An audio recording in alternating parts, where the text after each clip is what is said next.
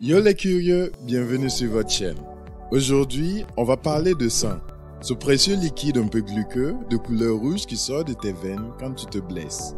Comme tu le sais, chaque être humain possède des caractéristiques qui le définissent. Parmi ces nombreuses caractéristiques se trouve le sang et le groupe sanguin. Alors, toi qui regardes cette vidéo actuellement, connais-tu ton groupe sanguin? Laisse-moi faire appel à Aladdin pour le deviner. Si tu vis en France, tu as 45% de chances d'être d'un groupe sanguin A contre 43% pour être du groupe sanguin O. Si tu vis au Canada, tu as 46% de chances d'être du groupe sanguin O et si tu es au Maroc, 47%. Tout ça, c'est un peu trop facile et ça n'a rien d'extraordinaire. Certains groupes sanguins, pour des raisons diverses, dominent une région par rapport à une autre. Mais êtes-vous vraiment sûr de connaître votre groupe sanguin au-delà du simple fait de pouvoir le nommer? Pour ton facteur Rhesus, c'est pas compliqué. Plus pour les facteurs Rhesus positifs et moins pour les Rhesus négatifs. Donc si vous êtes du groupe sanguin A, soit vous êtes A+ ou A-. Pareil pour les autres groupes sanguins O, B, AB. Et si je vous disais qu'il y a bien d'autres facteurs comme les facteurs Kell, Duffy ou le KID par exemple? Installe-toi confortablement, je t'explique tout ça maintenant.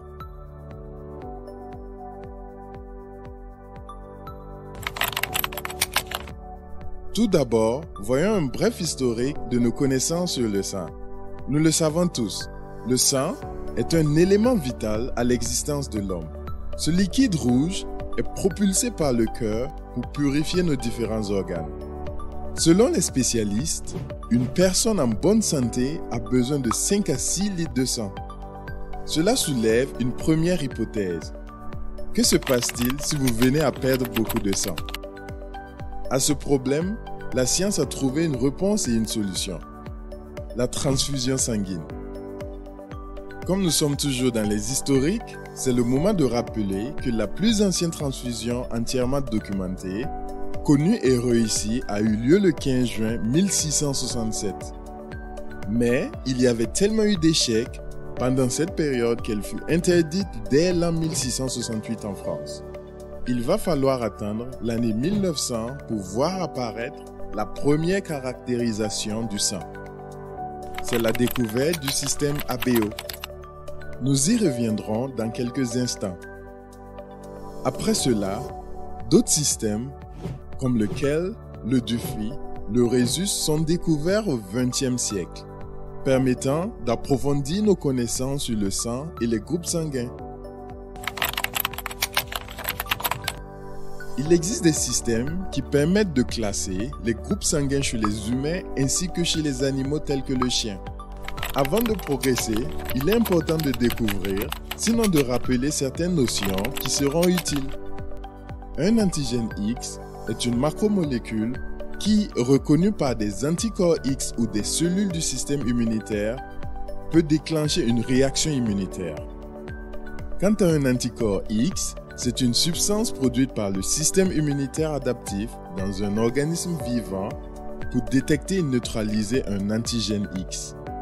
Notons qu'en présence d'un antigène W ou Z, un anticorps X est inefficace.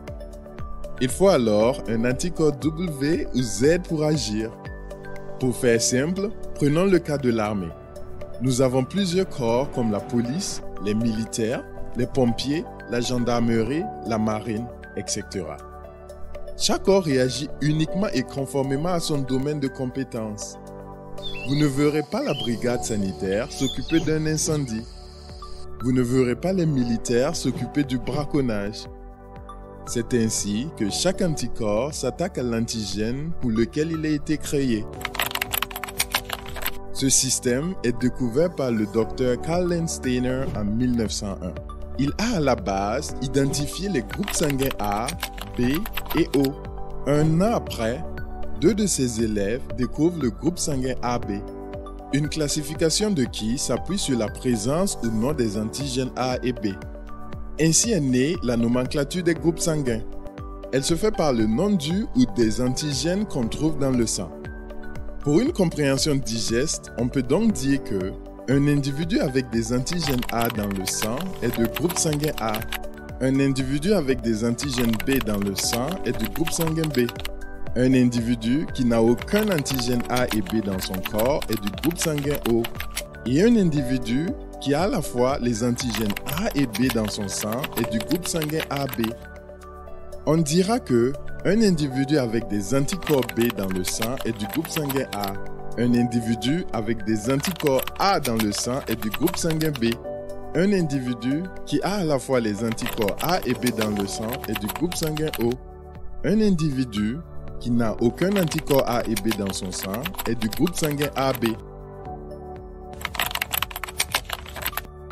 En 1940, Len Steiner et son élève Weiner sont à l'origine de la découverte du système Rhesus. Ils ont injecté à un lapin des hématies d'un singe Macacus rhesus. Ils obtiennent des anticorps qu'ils ont appelés anti-Rhesus. De façon simplifiée, le facteur Rhesus est une molécule située à la surface des globules rouges chez certaines personnes. Le sang est Rhesus positif si les globules rouges portent le facteur Rhesus et est Rhesus négatif s'ils en sont dépourvus. Des troubles sont alors observés si du sang du Rhesus positif pénètre dans la circulation sanguine de la personne au sang du Rhesus négatif. Des anticorps sont ainsi produits pour s'attaquer aux globules rouges de l'individu. Comme le système Rhesus, le système KELL s'appuie sur la présence ou pas d'antigènes spécifiques AG antithétiques. Il possède un très grand pouvoir immunogène. Le système KELL est composé donc de deux antigènes, K majuscule et K minuscule. Ces anticorps proviennent d'une allo-immunisation transfusionnelle ou fœto-maternelle anti-K majuscule ou anti-K minuscule. Le système Duffy est représenté par antigènes FYA et FYB pour des groupes sanguins uniquement érythrocytaires. Le FYA-, B- est très représentatif chez la population noire. Mais il existe également d'autres antigènes comme le FY à la puissance 3, FY à la puissance 4, FY à la puissance 5 et FY à la puissance 6. Voici à quoi ressemble le système Duffy. Les anticorps du système Duffy sont à l'origine de certaines réactions post-transfusionnelles lors de transfusions de globules rouges incompatibles. Les globules rouges possédant les antigènes FYA et FYB peuvent être parasités par certains plasmodium agents du paludisme, en particulier Plasmodium vivax, ce qui explique la résistance à cette espèce de la majorité des Noirs qui, dans 68% des cas, ne possèdent pas ces antigènes. Le système KID vient immédiatement après les systèmes Rhesus et KELL.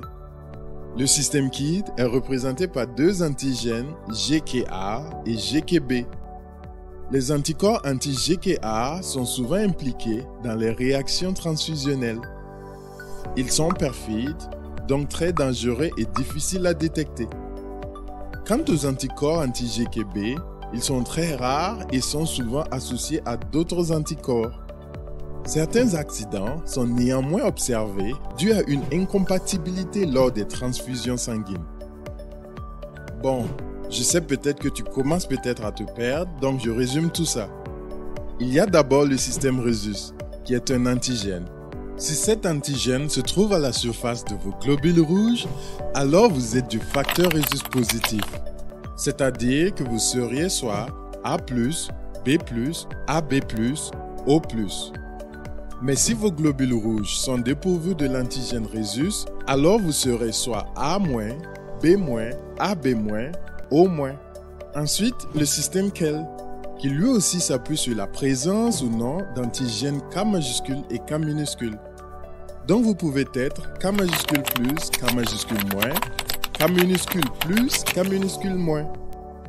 Il y a le système Duffy, qui est constitué de 36 antigènes, mais nous intéressons aux 5 premiers qui sont FYA, FYB, FY3, FY5, FY6. Enfin, il y a le KID ou GK, qui est composé de 3 antigènes, GKA, GKB et GK3. Ainsi donc, votre groupe sanguin pourrait être A plus K-, FY-1,2, GK-1,2. Il existe encore plein de systèmes de classification sanguine qui permettent d'avoir une approche plus précise quand il s'agit de traitement de certaines maladies liées au sang. Il y a par exemple le système Diego, le système Lewis, le système Lutheran, le système MNS et des dizaines d'autres systèmes. Chacun de ces systèmes a pour but d'expliquer la résistance ou la vulnérabilité face à certaines maladies, la compatibilité ou non face à certaines opérations médicales avec transfusion sanguine. De façon courante, on nomme les groupes sanguins en additionnant la classification de l'individu dans le système ABO et celle dans le système Rhesus. Dans le procédé, il s'agit de vérifier les présences des antigènes A et B dans un premier temps. Puis, on vérifie la présence du facteur Rhesus avant de passer au facteur KEL, du Phi, KIT, etc. Mais qui peut donner son sang ou en recevoir sans risque de rejet ou de complications? Répondons avec un exemple, c'est beaucoup mieux. Le groupe sanguin A ne peut recevoir du sang que des groupes O et A. Le groupe sanguin B ne peut recevoir du sang que des groupes O et B. Le groupe sanguin AB peut recevoir du sang de tout le monde. Le groupe sanguin O ne peut recevoir du sang que des groupes O. Mais attention, nous devons aussi regarder du côté du système Rhesus. Un individu qui a un Rhesus négatif RH- ne peut pas recevoir du sang d'un autre RH+. Par contre, l'inverse est possible. Nous voilà à la fin de notre vidéo. Il se peut que certaines notions soient encore floues pour vous. Je vous conseille alors de la visionner à nouveau. N'oubliez pas, chers curieux, abonnez-vous, activez la cloche de notification et partagez nos vidéos avec vos proches. Sur ce, on se donne rendez-vous pour une autre vidéo.